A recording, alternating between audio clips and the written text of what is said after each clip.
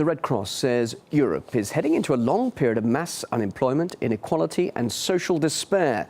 The organisation believes austerity policies are to be blamed, according to a report obtained by Britain's Guardian newspaper.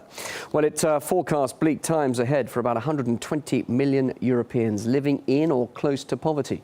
The report says those out of work for more than a year amount to 11 million. Add to that rising xenophobia due to illegal immigrants, social unrest and political instability is estimated to be 3 times higher than in other parts of the world. All these factors combining to create a Europe whose future is more shaky than at any time after World War II. Well, for more thoughts on Europe's sinking economy, I'm now joined live by Chris Clark, who's a senior lecturer at Nottingham Business School in the UK. Chris, pretty bleak figures to say the least.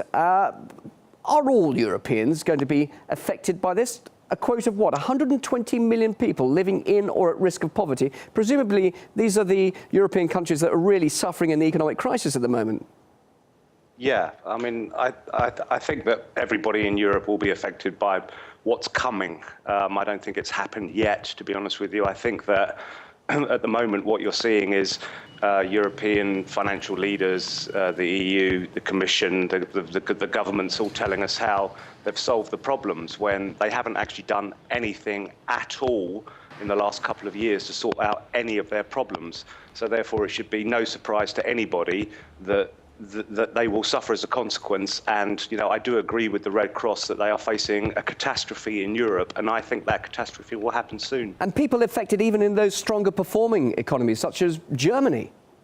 Yeah, I think so, because I think at the end of the day, I mean, you've got 2 problems with Germany. Number one is that it has been heavily reliant on demand for its products from the rest of Europe, for its cars and its electronic goods from Spain, Portugal, Italy, France, etc., Greece, Cyprus, and that's dried up.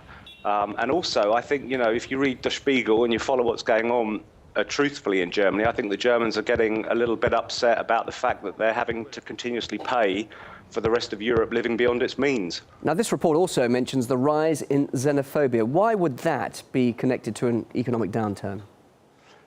Because I think, look, I mean, it's an absolute ridiculous idea to tie together a bunch of countries with completely different cultures, different, monetary policies, different fiscal systems, different languages. It's never worked in history. It will never work going forward. So what you're seeing is an economic crisis brought about by that ludicrous policy of trying to tie everything together. I mean, Europe was functioning quite well until the single currency came along.